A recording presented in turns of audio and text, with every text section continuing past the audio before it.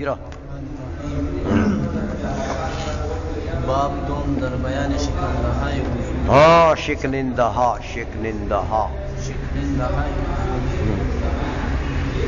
آنچه از پیش و پس آیا گردد آب دستے درازیا گردد مگر آباد کا ز پیش بود کہ وضو ہم بجائے خیش بود ریم و خون و گر ہوا ہمی باشد قیقنی پر دہاں ہمی باشد خواب تکیا زدہ و وضو شکند تکیا بر خواب ہے چکس نکند قہ کہا در نماز بے ہوشی باز دیوانگی و مدہوشی ہر کرا شد مباشرت فاحش فرج بر فرج ایر فرج بر فرج ایر درجہ در بالش فرج در فرج و ایر در بالش.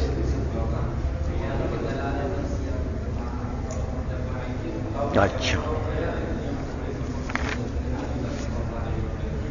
باب دوم در شکنندہائے وضو. شکنندہ داغا شکستن نہ دیکھا نا، شکستن کے معنی توڑ دینا کسی چیز کو، تو شکنندہ معنی یہ اس سے اسم فاعل ہے توڑنے والا، اور ہا لگ جائے گی ساتھ ہائے تو جمع ہو جائے گا شکنندہ ہائے. ہاں توڑنے والی چیزیں جو ہے نا وضو کے لیے ان کا ذکر ہے. ہاں کہتے آنچ از پیش پس آیا گردد وہ نجاست، وہ نجاست کہ آگے پیچھے سے ظاہر ہو جائے، اگلے راستے سے ظاہر ہو جائے پچھلے راستے سے ظاہر ہو جائے تو آب دستے تو رازیاں گردد تیرا وضو جو ہے اس کا زیان ہو گیا، اس کا نقصان ہو گیا. مطلب یہ کہ یہ چیزیں جو ہے جو آگے پیچھے سے ظاہر ہو جائے نجاست ہو تو یہ تیرے وضو کے لیے نقصان ہے. کیا مطلب؟ یعنی بس توڑ دیا وضو کو. مگر آباد کاند پیش بود مگر وہ ہوا کہ اگلے راستے سے ہو، وہ ہوا جو اگلے راستے سے ہوا نکلے کہ وضو ہم بجائے خواہش بود. کہتے وضو جو ہے وہ اپنی جگہ پر سالم ہے، اس سے وضو نہیں ٹوٹا، اپنی جگہ پر وضو ٹھیک ہے. وہ مرد کے احلیل سے یا عورت کے اگلے راستے سے ہوا نکلی ہے تو پھر خیر ہے.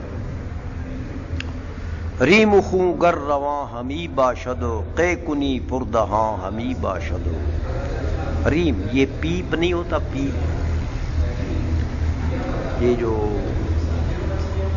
جو پھونسیوں وغیرہ سے پیپ نکلتا ہے، پیپ ہو خون ہو گر رواں ہمی باشد اگر وہ روان ہو جائے، روان یعنی جاری ہو جائے. جاری ہونے کا یہ مطلب نہیں ہے کہ بہت سا بہہ جائے، جاری ہونے کا یہ مطلب ہے کہ وہ اپنے مخرج سے تجاوز کر جائے، بس تو روان ہو گیا. روان کے حکم وضو ٹوٹ گیا. قے کنی پردہان ہمی باشد اور اگر ملء الفم بھرے منہ سے قے کر لیا تو ہمی باشد. یہ بھی وضو کو توڑنے والی چیز ہے. ہاں پردہان یعنی بھرے منہ قے کرنا.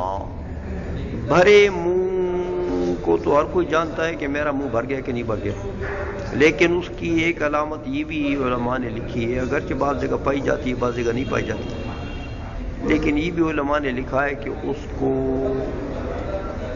اس کو بند کرنے کا، روکنے کی استطاعت اس میں نہ ہو. روک نہ سکیں گے تو وہ پردہان ہے. سمجھائیے. اچھا خواب تکیا زدہ وضو شکند، کہتے وہ نیند تکیا زدہ جو ایسی حالت میں ہو جس میں تو نے تکیا لگایا ہوا، تکیا لگایا ہے اور مقعد جو ہے وہ زمین سے ہٹ گیا. سمجھائیے. تو تکیا کی صورت میں اگر مقعد زمین سے ہٹ جائے تو وضو شکند، وضو کو توڑتا ہے. یہ خواب بھی وضو کو. تکیہ بر خواب ہے چکس نہ کند، تکیہ بمانا اعتماد ہے یہاں پر. ہاں دوسری جگہ میں تکیہ تھا، وہ تکیہ لگانا ٹیک لگانا، یہاں تکیہ بمانا اعتماد یقین. یقین نہیں کرتا ہے خواب کے اوپر کوئی شخص بھی خواب کے اوپر اعتماد نہیں کرتا کہ میرے بدن سے کوئی ہوا یا کوئی چیز خارج نہ ہو گئی ہوگی. اس کا اعتماد کرے بندہ خواب کے اوپر، ہاں کہ میرے بدن سے کوئی چیز نہیں نکلی، یہ کوئی نہیں کرتا. کیونکہ خواب النوم واخو الموت، استرخاء مفاصل ہو جاتا ہے تو کیا پتا ہے. سمجھ آئیے. زیادہ امکان تو نکلنے کا ہے. آج سمجھ میں. قہقہا در نماز و بے ہوشی، باز دیوانگی و مدہوشی. کہتے بھائی قہقہا در نماز، اگر نماز میں قہقہا مارا، یعنی 2 3 4 آدمیوں نے تمہاری ہنسی کو سن لیا تو قہقہا کہتے ہیں اس کو. تو بس وضو بھی، نماز بھی ٹوٹ گئی ہے، وضو بھی ٹوٹ گیا، بشرطے کہ بندہ جو ہے وہ صبی نہیں ہے، بالغ ہے، عاقل ہے. سمجھائیے. تو کہتے ہیں قہقہا در نماز و بے ہوشی. اسی طرح نماز کے اندر اگر بے خودی آ جائے، بے ہوشی آ جائے، ہاں بے ہوشی آ گئی ہے، فرض کرو کوئی نشے کی چیز استعمال کر دی تھی، شراب وراب پیا تھا اور نماز پڑھنے کی نیت کر لی تو گر گیا، ہاں تو بس کام ختم ہو گیا. اسی طرح کوئی اور نشاور چیز استعمال کی تھی، بعض دیوانگی و مدہوشی، ہاں اس کے بعد جنون آ گیا نماز کے اندر، دیوانہ ہو گیا، مجنون ہو گیا، تو نماز تو وضو گیا.